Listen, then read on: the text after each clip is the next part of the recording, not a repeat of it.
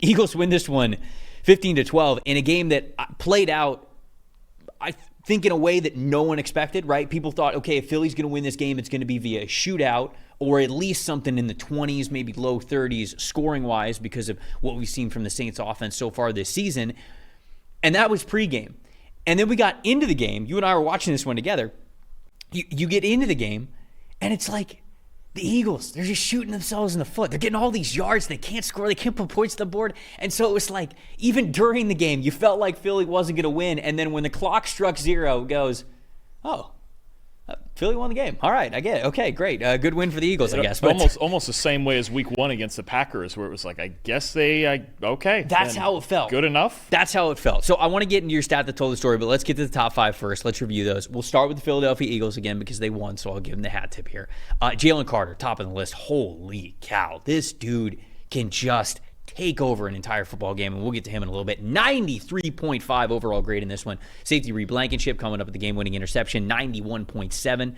Tight end Dallas Goedert, hell of a day from him. I know we're going to talk about him in a little bit. 81.4 overall grade. Linebacker Zach Bond, a little revenge game for him as the former New Orleans Saint, 81.3. And then Saquon Barkley, the newcomer there at number 5 with an 80.5 overall grade. Jalen Hurts with a 71.8. Flip over to the other side, the New Orleans Saints. The grades aren't bad. It's not like we're looking at a team that just like played horribly over here. Chris Olave is at the top of the list with an elite 90.3 grade. Carl Granderson very close behind him with an 88.9.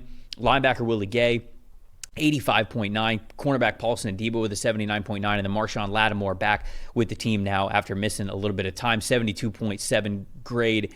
And then quarterback Derek Carr, 67.5. That's got to be the lowest of these last 3 games for him just because he has graded so well over the last couple of weeks. But stat that told the story. I feel like there's a couple of different ways that we could go here, so I'm curious, what is the stat that told the story for you here with the result? So it starts with the Saints having 3.1 yards per carry. We know through the first 2 weeks it's been Clint Kubiak, it's been zone running, it's been deep play action shots, right? And so you think about those themes, and they only had 89 rushing yards on 29 carries, and Derek Carr just 2 for 6 with 5 yards on play action, and they only completed 2 deep balls, and he threw an interception and 56 yards on 2 of 5 attempts. So all of the things that the Saints want to do, the Eagles took away. And Vic Fangio may have called the best defensive game of anyone in the league yesterday. Here's what he did. It's kind of weird. You would normally think about extra run support as either like, okay, you get a base, you get a third linebacker going, or you bring a safety down, we run a bunch of single high, right? That's not what he did. They stayed in 2 high, so the Saints couldn't take deep shots.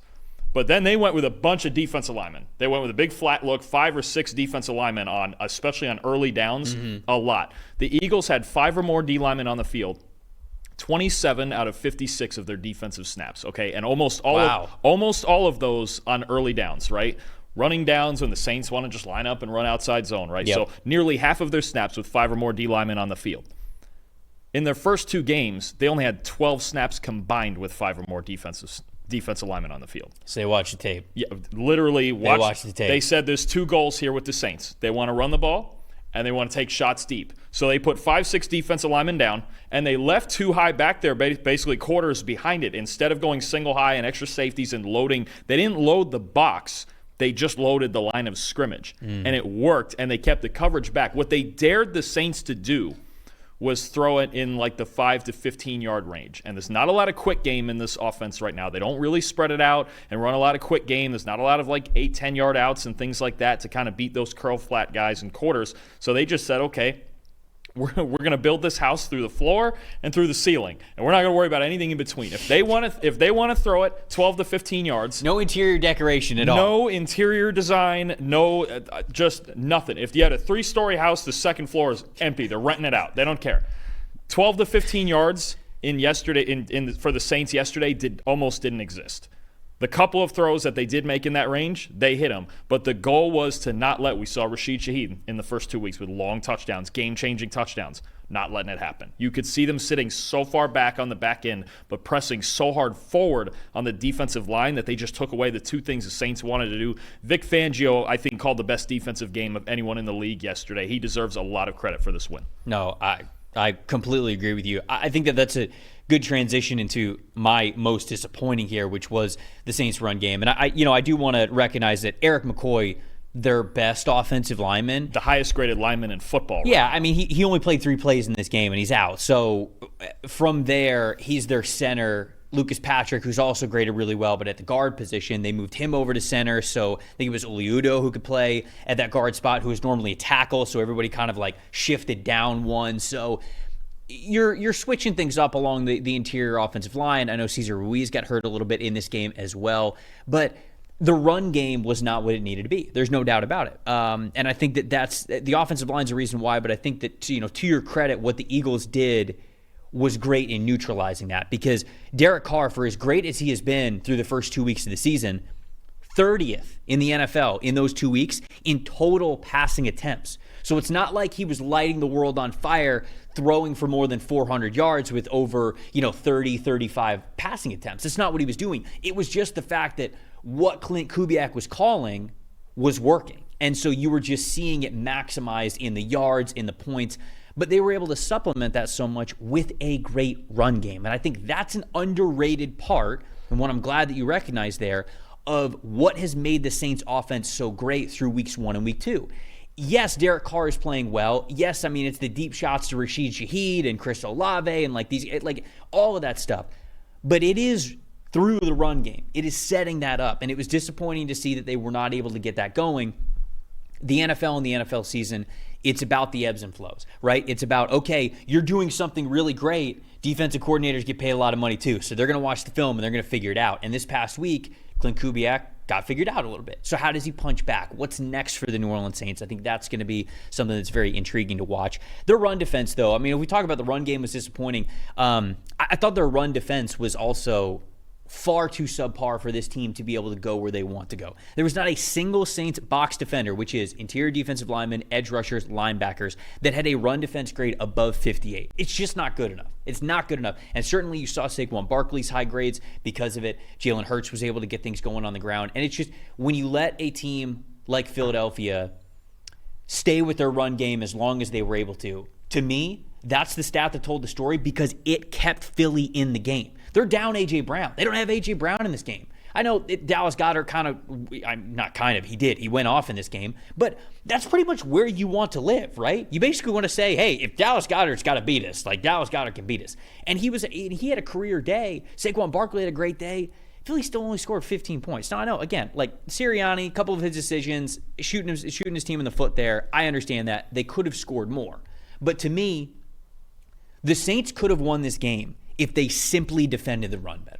That's it. Even for as inept as their offense was, you defend the run a little bit better, even at an average level. And I think the Saints win this game, and I think they're 3-0. But they weren't able to do that. The floor is too low right now for the Saints' run defense for them to be a serious contender as we move forward. And I think that not only does the pass game and their run game have to get figured out, but they've got to be better in run defense as well. Yeah, I agree. And it was surprising to me on the tape to see Demario Davis really struggle in this game, because you don't see that very often. So I just think all the way around, we were worried about the Saints in the trenches in the preseason. The McCoy injury is big on the offensive side. And then I think on defense, look, the D-line was something we were a little bit worried about too, whereas, you have a guy like Brian Brzee, who was pretty good in this game, but is known more as a pass rusher than a run blocker, right? Or a run defender.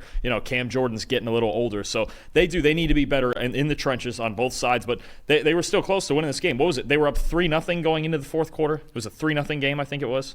Going into the fourth, it was still 3-0? I believe so. And all those points were then scored in the fourth quarter.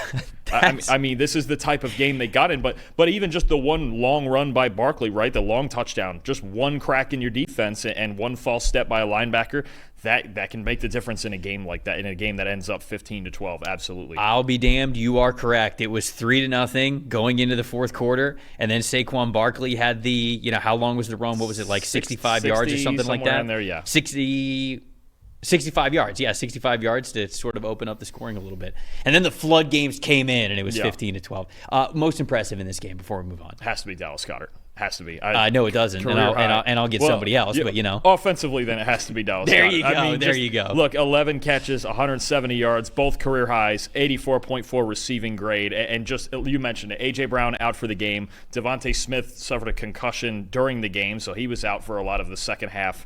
Goddard just it played out of his mind. Explosive plays.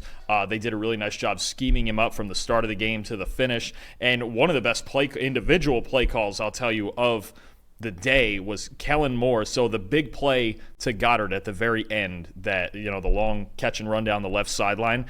The fun part about that for the Eagles is the play before that. Look, when Dennis Allen, big situations, he's going to go man-to-man. He's going to blitz. He's going to get aggressive, right?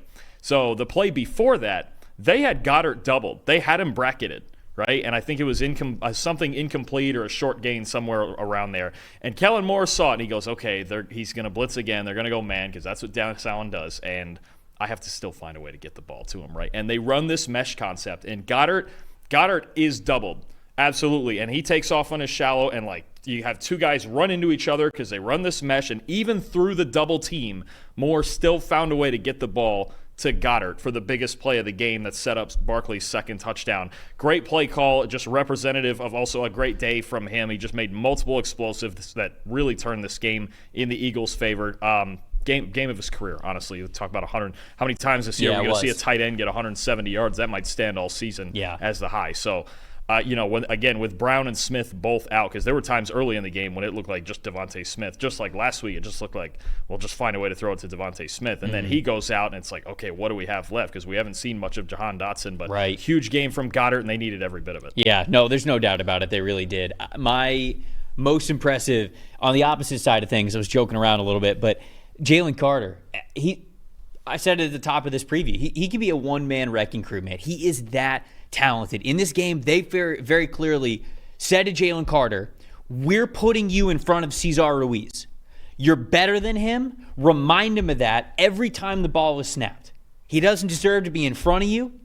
Get him behind you, right? And I think that is just the mentality that he played with the entire game. There were so many reps where Jalen Carter was just hitting some form of like a club and an arm over, or you call it for a swim if you want to, but it was just a devastating move that Cesar Ruiz just could not handle. And Ruiz, he's a bigger dude. He's played the center position. He's played the guard position as well. But those lateral movements have been tough for him. And Carter just exposed that so much in this game. 94.0 pass rush grade for Jalen Carter, 30.4 pass rush win percentage, 4 pressures. And the reason why I really wanted to bring Jalen Carter up is because I don't know how many people will appreciate the game he had because he had 0 sacks. Like, he's not it was not a stat stuffing game for him, and it wasn't even something that you could look at a common stat sheet and go, oh, at least he got a sack. But he was wrecking this game with how quickly and how often he was matched up with Cesar Ruiz, and he was getting the advantage there. So Jalen Carter,